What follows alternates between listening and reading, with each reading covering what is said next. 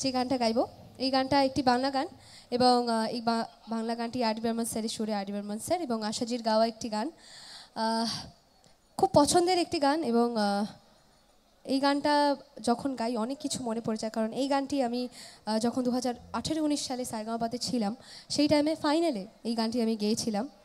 তো খুব স্পেশাল একটা গান আমার জন্য। তো চলুন যাই সেই পরবর্তী গানে।